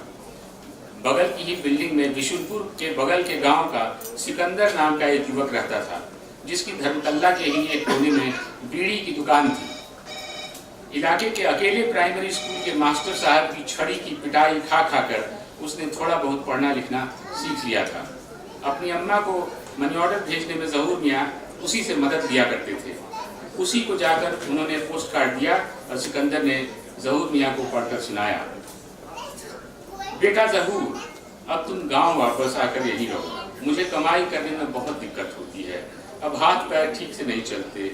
खेत में निगरानी का काम करने के बाद ठेहुना में बहुत जोर का दर्द उठ जाता है। तुम्हें अब शादी भी कर लेनी चाहिए। घर में बहू के आ जाने से मेरी बहुत मदद हो जाएगी। कल मैं बिशुनपुर कोठी गई थी डॉक्टर साहब के पास। गांव में कोई उधार पैसा नहीं दे रहा था, इस वास्ते मैंने बहुत हिम्मत कर डॉक्टर साहब से ही कुछ उधार पैसा मांगा। डॉक्टर साहब ने भी मुझसे कहा कि अब ज़रूर को बोलिए वापस आ जाए। उसको कलकत्ता में जितना पैसा मिलता है उतना मैं भी उसे दे दूंगा। दिन भर कोठी पर ही रहेगा और मेरी खेती बाड़ी में मदद करेगा। तुम्हारी अम्मा। तो आपने देखा है ज़हूर मियाँ का, और मुझे लगता है कि जैसे मैंने कहा पिछली बार भी कि ज़हूर मियाँ लौटते रहेंगे। इस उपन्यास की खास बात है, जैसे सौरभ ने कहा, कि कई जगहों पे ज़हूर मियाँ नहीं दिखाई देंगे, लेकिन एक पूरा का पूरा ये 3 पीढ़ियों की कहानी है। मैं कहना आपको याद दिलाता हूँ कि जब पढ़ें इसे, इन 3 पीढ़ियों की कहानी है, बदलते इतिहास की कहानी है, समय की कहानी है। निर्मल वर्मा कहते थे, जैसे मैंने अभी कहा, जैसे बातचीत करते समय निर्मल वर्मा कहते थे कि जब सत्य से साक्षात्कार हो, ऐसा बर्बर सत्य, निर्मम सत्य, तभी आप पवित्र समय की तरफ चलते हैं। इस उपन्यास में बहुत सारे ऐसे प्रसंग मिलेंगे जहां आपको पवित्र समय से आपकी मुलाकात होगी। ये खास बात है। और अब मैं अनुरोध करूंगा अनुराग से, थिएटर से, और अभी बड़े अच्छे आर्टिस्ट हैं भविष्य की इनमें बहुत सारी बातें देखी जाती है। इनका मैं स्वागत करूंगा इब्राहिम अस की एक लाइन से। अनुराग आइए, अपने उस्तादों का पहले एक जो तरीका होता है कि गुलशन में लेके चल, किसी सहरा में लेके चल, अनुराग किसी सुकून की दुनिया में लेके चल। यहाँ अनुराग के साथ आइए। Anurag was one of my earliest students in the acting batch. After we revived the acting course after 28 years, the first batch, Anurag was one of the stars of the first batch, and we were all so joyful. As actor? Acted as actor. He acted as actor. As a matter of fact, Subhash Ghai, who was doing reasonably well at that time, I wouldn't comment more than that, he signed him up for a period of 5 years with a contract. Manik, am I right? Yes, sir. With a contract that he will not act in any other film, any other person's film, any other producer's film. And he did his first film, and one of the first films from the acting batch, the revived acting batch, Black and White. Yeah. Black and White, which is a very nice film on, the extremists and so on and so forth, which Anurag played the lead. So I have a very sort of special relationship with Anurag on that account, and also on account of the fact that he was a student of the science faculty in St. Stephen's College, which is where I also studied, and which is where my friend Pradeep Srivastava also studied. Thank you very much, sir, for this kind introduction. Actually, it just melts me totally.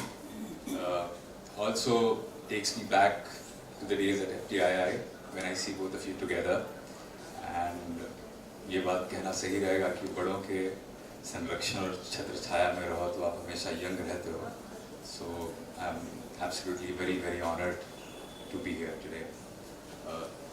Listening to the visual representations of the social milieu of Madhapur as very emphatically recited by sir and yourself. I'm actually not the correct person to be here and talking about the book or you per se, because of the kind of love and the great amount of respect that we all as students and we hold for you and the respect that we have for you. But having said so, it does not come as a surprise coming from a man of many feathers in his hat, coming with another book, another streak of achievement. So I'm absolutely inspired and motivated by the zest of your life and the joy that you have in your heart to live. So let me begin. Sir, I have also not read the book, so I will also start from a page. अगर त्रुटियां हों तो माफ कीजिएगा.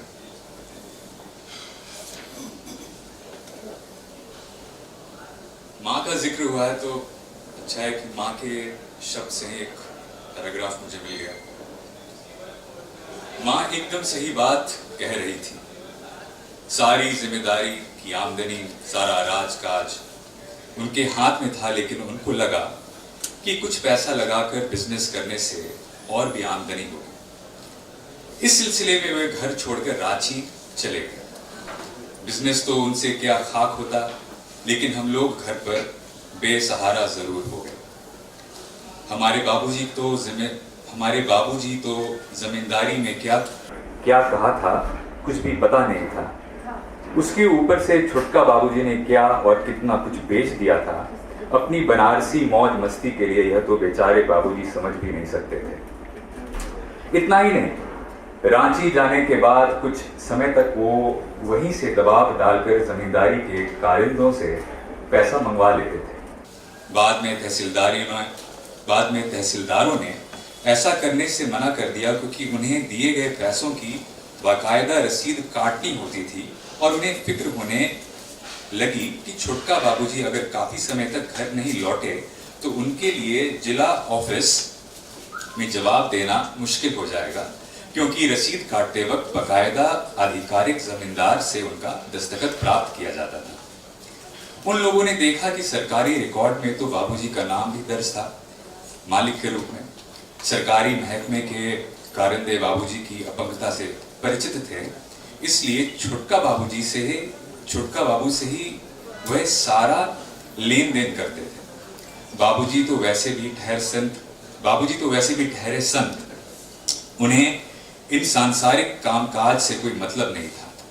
विकल्प के अभाव में उन्होंने जमींदारी की सारी वसूली बाबूजी के हाथ में थमाकर उन्हीं से प्राप्ति रसीद लेना शुरू किया। बाबूजी को तो हिसाब किताब कुछ समझ में नहीं आता था। उन्होंने मुझे बुलाकर सारा पैसा मेरे हाथ में देना शुरू कर दिया। उस समय जब उन्होंने ऐसा करना शुरू किया, मैं मात्र 17 वर्ष की थी और मैंने अपनी आंखों से इतना पैसा कभी देखा भी नहीं था। लेकिन अपनी माँ की आंख देख रेख में मैंने घर का सारा इंतजाम और खर्च आदि का जिम्मा संभाल लिया था। खैर, मेरे भाई के पढ़ने का सिलसिला भी इसी वजह से जारी रह सका था। उसने जब छुटका बाबूजी से जिक्र किया था कि हाई स्कूल से आगे की पढ़ाई का, तो उन्होंने साफ कह दिया कि आगे की पढ़ाई से कोई फायदा नहीं होगा, बेहतर होगा कि वो घर पर ही रहें और यहीं पर कुछ काम धाम करें। और अगर पढ़ना इतना ही जरूरी हो तो उसके लिए एक अपना खुद इंतजाम कर लें भाई। ऐसे तो आगे पढ़ाई करने का बहुत मन रहता था। रोता हुआ मेरे पास आया और बोला, दीदी तुम अगर मेरी मदद करोगी तो मैं BHU में पढ़ने बनारस जाऊंगा। यहाँ घर पर रहकर मैं करूंगा भी। छुटका बाबूजी तो मेरे भविष्य के बारे में सोचते भी नहीं है। तो मैंने उससे कहा, ठीक है तुम जाओ और बेफिक्र रहो, पैसा तो सारा मेरे हाथ में ही रहता है, घर का खर्च कुछ कम करके तुम्हारे लिए पैसा बचा कर दे दूंगी। हालांकि छुटका बाबूजी अभी दबाव डालकर काफ़ी पैसा अपने यहाँ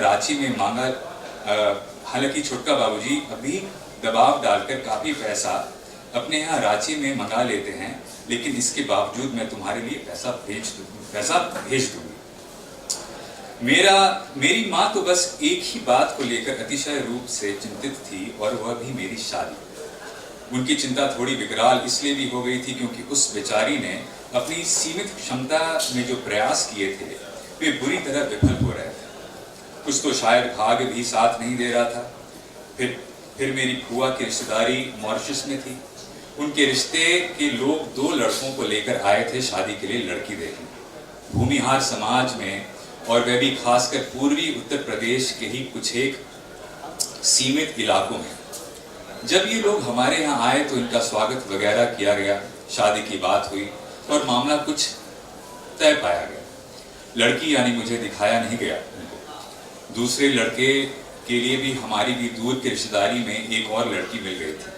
सारी बात पक्की हो गई थी। इस बीच लड़के की माँ के देहांत की खबर आ गई और सब लोग तुरंत मॉरिशस लौट गए। शादी की बात यही समाप्त हो गई। यही समय था जब मेरे चाचा घर छोड़कर रांची चले गए।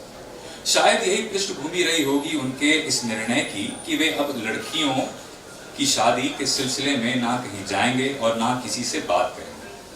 अजीब जिद्दी किस्म के इंसान थे। थोड़ा भी धैर्य नहीं था उनमें। उनकी समझ से ये बात बाहर की थी कि मॉरिशस से लोगों का आना जाना इस जमाने में कोई इतना आसान ना था कि किसी एक की शादी के सिलसिले में कोई व्यक्ति बार बार मॉरिशस से भारत की यात्रा करे। इस सिलसिले में अभी कुछ भी दशक पहले यह सिलसिला अभी कुछ ही दशक पहले शुरू हुआ था कि मॉरिशस के संपन्न भूमिहार परिवार के लोग पूर्वी उत्तर प्रदेश और बिहार के कुछ जिलों में अपने बेटों के लिए सुयोग्य परिवार में विवाह के लिए लड़की खोजने लगे थे। कोई 40-50 साल पहले इसी इलाके से कई परिवारों से लोग मॉरिशस के गन्ने के खेतों में काम करने के लिए वहां गए थे। ऐसे लोगों की कम से कम 2 पीढ़ियां तो लग गईं संपन्नता के छोर पर पहुंचने में। ऐसे परिवारों के पुरुषों के वैवाहिक संबंध स्थापित करने के लिए मॉरिशस से लोग उत्तर प्रदेश और बिहार के कुछ जिलों में लोग आने लगे थे। बार बार आना जाना संभव नहीं था। पानी के जहाज से आने में समय और पैसा लगता था। इसलिए कोशिश होती थी कि लोग सारी तैयारी करके आए। मामला तय हो जाने के बाद परिवार के अन्य सदस्यों को खबर जाती थी और बारात में शामिल होने के लिए लोग आते थे। मामला तय होने के लिए समानतः वर पक्ष के लोगों द्वारा होने वाली वधू यानी लड़की को देखने तकरीबन एक शर्त हो एक शर्त होती थी। मेरे चाचा इसी बात पर अड़ गए थे कि विवाह से पहले वे अपने घर की बेटी को नहीं दिखाएंगे। जब बातचीत जारी थी तब उसी बीच में लड़के की मां का देहावसान की खबर आ गई थी। वर पक्ष लौटकर जो गया तो फिर वापस नहीं आया। एक रिश्ते का सुझाव काशी नरेश के परिवार से भी आया था। काशी नरेश की फुआ की शादी मेरे चचेरे बाबा से हुई थी। उन्हीं लोगों ने सुझाव दिया था कि मेरे चाचा को कि वे जाकर बात करें काशी नरेश से उनके घर में रिश्ते के लिए। काशी नरेश संभवतः स्वयं इच्छुक थे हमारे परिवार में रिश्ता के लिए, ऐसा उनकी फुआ ने स्वयं जाहिर किया था। लेकिन चाचा बात करने नहीं गए और घर छोड़कर रांची चले गए। So this is one excerpt of this book which is here. I think the last part was a little unrelated to the previous context. So, thank you very much, sir. I'm indeed honored to be here, as I said, and I'm privileged and I'm very, very happy for you. Wish you the very, very best forever, and we all are there for you. और इनको बहुत बहुत शुभकामनाएं इनके नए काम के लिए, इनके फिल्मों के दौर के लिए, और आगे ये बढ़ते चले जाएंगे। जैसे कहा मैंने भी, भविष्य की एक पूरा भविष्य की जो पुनर्कल्पना है वो दिखाई देती है। मैं अब एक ऐसे व्यक्ति को बुलाना चाहता हूँ जो आज के इस पूरे आयोजन में हमारे, जिसको कहते हैं ना, स्तंभ हैं, एक बहुत महत्वपूर्ण व्यक्ति भी हैं और इस उपन्यास से जुड़े भी हुए हैं। शहर में हैं और गोल्फर भी हैं और पहाड़ों पे घूमते भी हैं और मित्र रहे हैं। दिल्ली विश्वविद्यालय JNU के दिनों में बहुत सारी चीज़ें हमने की। अभी उदय शंकर के भी मित्र हैं, त्रिपुरारी जी के भी मित्र हैं और सरकार में भी काम करते हैं, जिसका जिक्र भी मैं ना करूँगा। मैं राधेश्याम शर्मा को बुलाना चाहूँगा कि दो शब्द कहें, और we thank him on behalf of Indian Novelist Collective for facilitating, organizing and sponsoring this whole event at Titan Works. Thank you. आइए।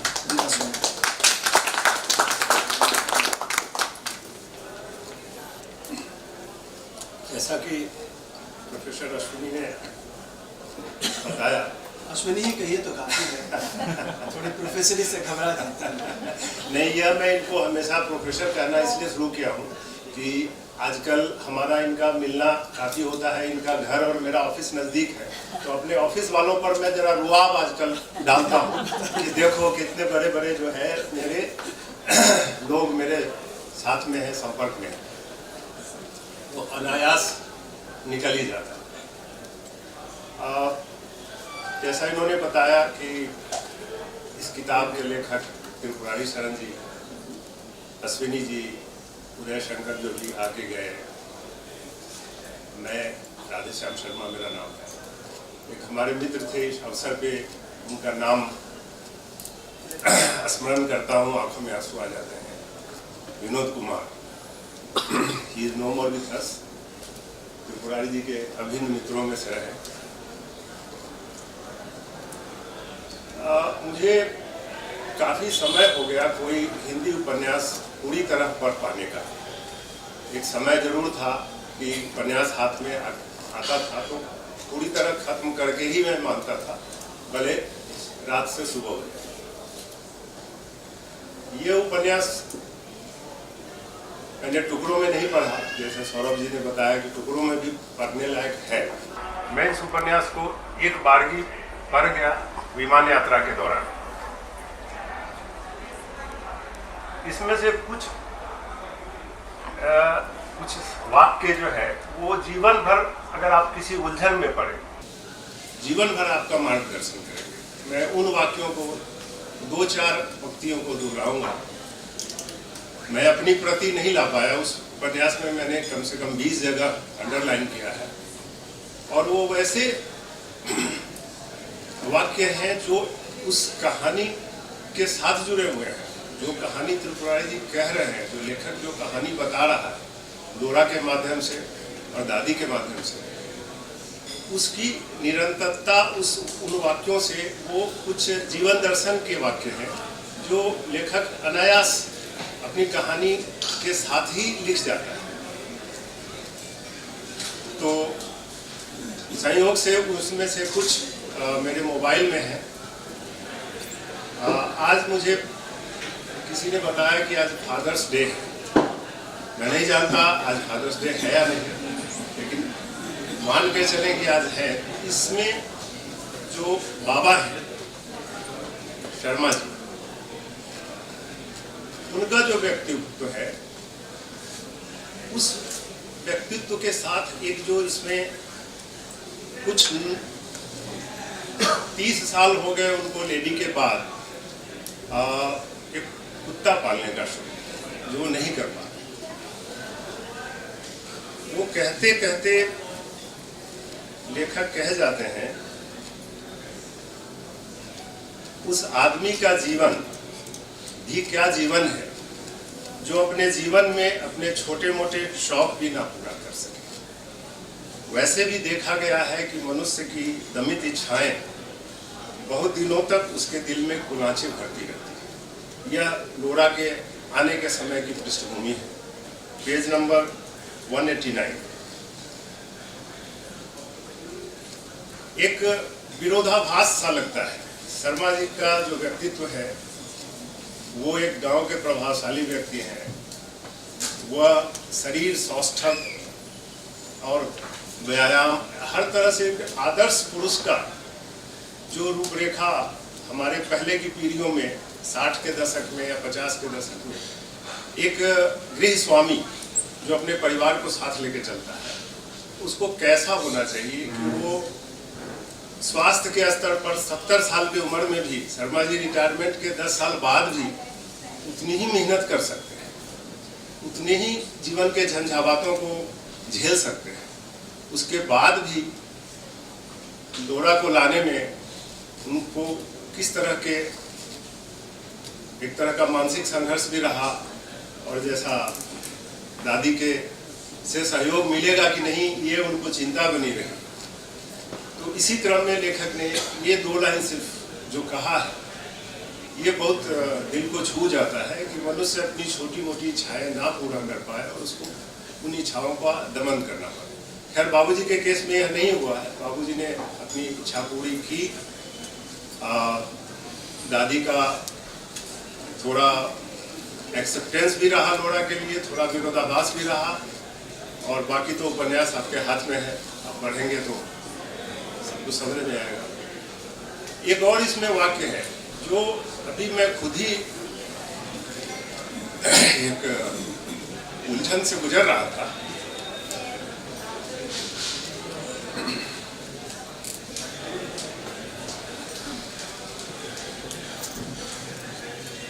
Page number 217। इसमें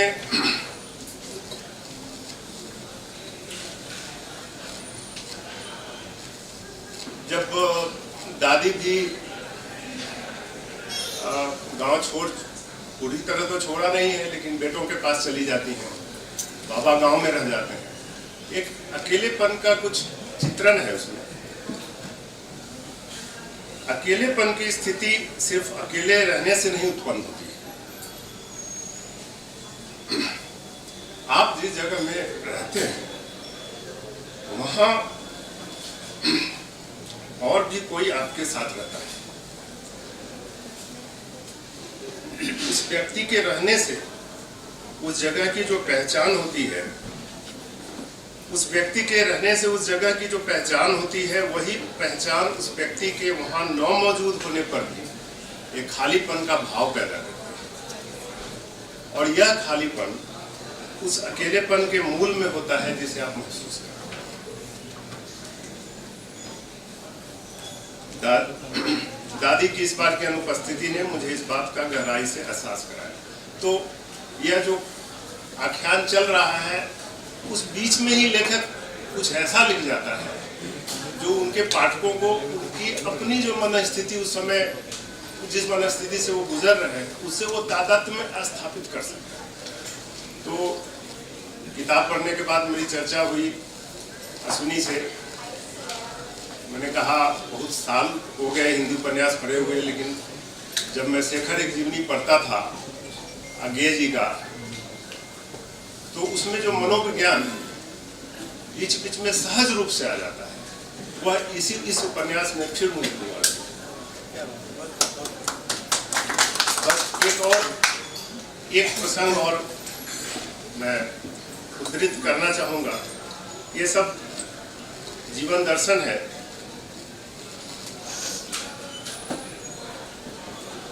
हाँ,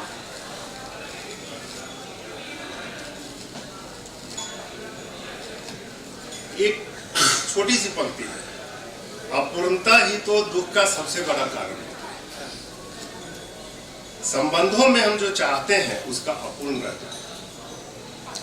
तो ये संबंध जो बाबा और दादी के बीच है और अनेकों स्तर पे इस उपन्यास में है, बाबा का जो वो उनके जो पिताजी थे डॉक्टर साहब, उनसे जो संबंध था कि डॉक्टर साहब से बाबा 1 to 1 जो आज पिता पुत्र बात करते हैं वैसी बात भी नहीं होती थी। लेकिन जब बाबा को पैसे की जरूरत पड़ी तो डॉक्टर साहब ने एक बार भी नहीं पूछा कि तुमको किस बात की जरूरत है। ये चीज जो बट वृक्ष जो हम पिता को कहते हैं कि बट वृक्ष होता है परिवार का, वो यहाँ पे बिल्कुल परिलक्षित होता है। एक और तो शायद ये जो लेखक ने कहा कि संबंधों में हम जो चाहते हैं उसका अपूर्ण रह जाना, तो ये कहीं ना कहीं एक कसक शायद लेखक ने इस बात को महसूस किया कि पिता और माँ के बीच जो संबंध रहे, उनको लेखक लगता है खुद भी जीवन भर समझने का प्रयास करते रहे और कई बार उसमें सफलता पाई, उस बुद्धि को तोड़ा भी इन्होंने और कई चीजें अनुत्तरित रह गई, जैसा कि उपन्यास से पता चलता है।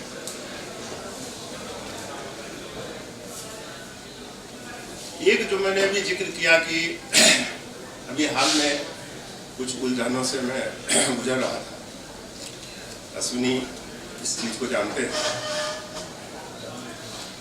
तो मैं ये नहीं सोच पा रहा था कि अगर कोई विपत्ति दाम्पत्य जीवन में आ गई या किसी के जीवन में आ गई तो आप चाहते हैं कि इससे इस तरीके से लड़ा जाए, लेकिन हो सकता है आपकी पत्नी उस तरीके से न लड़ रही हो, उसका रिएक्शन कुछ और होता है। तो ऐसा क्यों होता है? तो मुझे इसका उत्तर मिल गया। उस दिन से मेरा मन शांत हो गया। दुख से हर व्यक्ति अपने अपने तरीके से लड़ता है। उसकी इस लड़ाई का स्वरूप बहुत कुछ उसकी मानसिक बनावट पर भी निर्भर है। दादी एकदम चित्कार फाड़ कर रोती थी और बाबा एकदम गुमसुम। तो ये मनोविज्ञान जो इस उपन्यास में सहज रूप से आया है, इसी के बारे में मैं थोड़ा कहना चाहता था। इसके बाद अब कार्यक्रम करीब करीब समाप्त होने को है, तो अश्विनी जी को मैं अनुरोध करूंगा कि आगे बताएं सब लोगों को कि आगे हम लोग कैसे पूछें। नहीं, बहुत अच्छा कहा आपने। और मैं इन सब से आप सबका बहुत बहुत शुक्रगुजार हूँ, हर एक आदमी का शुक्रगुजार हूँ कि मैं अक्सर कहता हूँ यहाँ से निकल के मुझे अब एक मेरा कार्यक्रम है मलाड में, जहाँ मुझे कविताओं के एक संसार में भी जाना है, एक संसार से दूसरे संसार में जाने का और फिर वापस आने का ये जो सिलसिला है, ये माधवपुर के उपन्यास में और माधवपुर के घर में दिखाई देता है। मैं गुजारिश करूँगा त्रिपुरारी जी से कि कोई आखिरी शब्द नहीं होता है उपन्यास में, कोई भी उपन्यास ख़त्म नहीं होता है, समाप्त नहीं होता है। हमारे सारे दोस्त यहाँ से हैं जो कि अलग अलग जगहों से आते हैं। हर एक व्यक्ति, हर एक आदमी के अंदर वो एक आर्टिस्ट होता है, एक आर्टिस्ट जानता है। डॉली जी यहाँ पर हैं और मैं बहुत शुक्रगुजार हूँ कि इन तमाम चीज़ों के बाद एक लंबा रास्ता तय करके यहाँ तक पहुँचना, आना, हम सबों के साथ जुड़ना, ये भी एक उपन्यास का हिस्सा है। तो मैं त्रिपुरारी से अनुरोध करूँगा कि आखिरी समापन में मैं सिंधनी से कहूँगा कि वापस आएँ और हमें समापन की तरफ करें, इंडियन नोवेल्स कलेक्टिव की तरफ। और त्रिपुरारी जी कुछ शब्द, आखिरी शब्द तो मैं नहीं कहूँगा, लेकिन माधवपुर के बारे में बहुत सारी बातें हैं। मैं आजकल घूमता हूँ, बहुत दिनों के बाद मैंने गाने की कोशिश की जहूर मियाँ की तरह। सिंधनी ब्राज़ील में थी, अकेलापन था मेरे पास और मैं 2 ही काम किया इसमें, खूब खाना बनाया और जहूर मियाँ की तरह ये ज़िंदगी के मेले, ये ज़िंदगी के मेले दुनिया में कम ना होंगे, अफसोस हम ना होंगे। त्रिपुरारी जी हम ना भी होंगे लेकिन उपन्यास का सिलसिला चलता है। आइए या आइए आखिरी शब्द उसके बाद हाँ, अब अश्विनी मेरे ख्याल से विलम्ब हो चुका है। एक संडे के दिन आप सब लोग यहाँ आए और इतनी तन्मयता से इस पूरे कार्यक्रम में आप लोगों ने भाग लिया, तो मेरे पास विश्वास करने का कारण है कि आपका मेरे प्रति न भी तो कम से कम माधोपुर का घर के प्रति प्रेम झलक पड़ा है, और इसके लिए मैं आप सब लोगों का दिल से शुक्रगुजार हूँ। ये सिलसिला जारी रखिए, इंडियन नॉवेल्स कलेक्टिव को आप अपना संवर्धन देते रहिए, इसके लिए भी मैं भविष्य में शुक्रगुजार रहूँगा। धन्यवाद।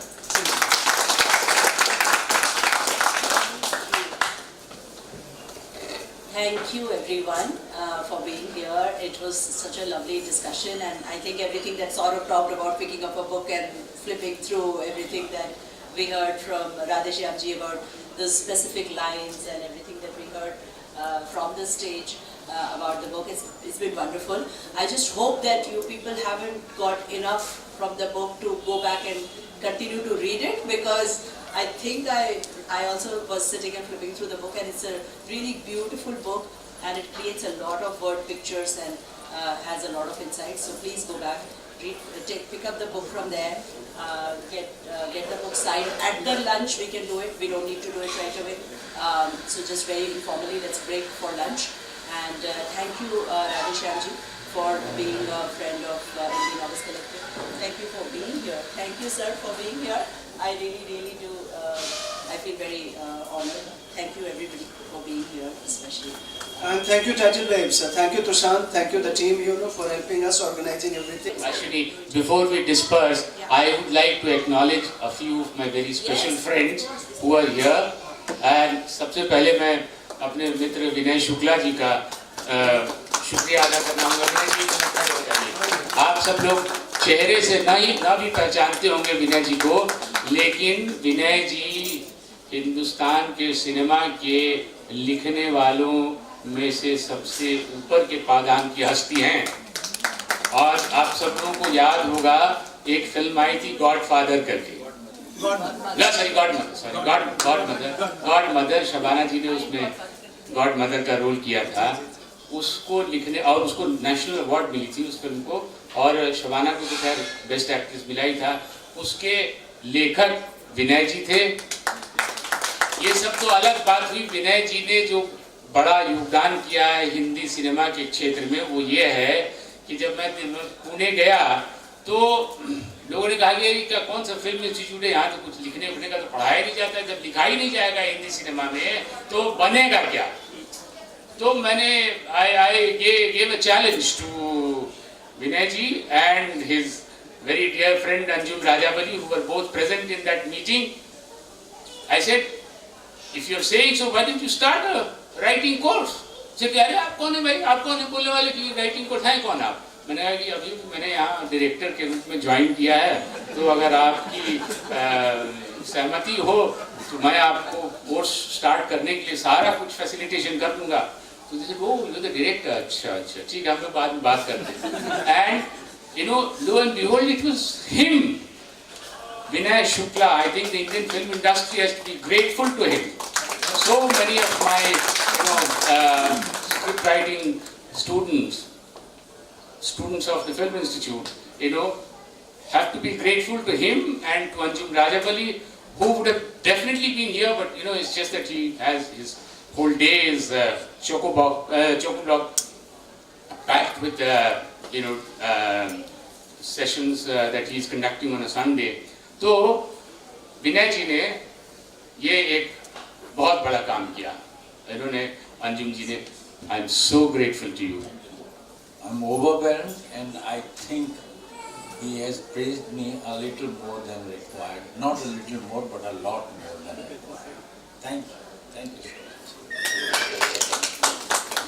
And then सौरभ जी का तो खैर मैंने धन्यवाद कर ही दिया। देव, you have to come. Hey, you come. Hey, you come. Hey, you come here. You come. Dave is a Bandra boy. Dave Ledekar. He says that in my interview. He says, what is a Bandra boy going to do in FTI? But thankfully he said yes, and I got into it. Dave was a direction student, and all of you, when you go back, if you have not seen, he made a beautiful film called Kabuliwala. Bioscope, which is based on, and somewhat based on Tagore's Kabuliwala. You must see it. Beautiful film. Beautiful. It's on Hotstar.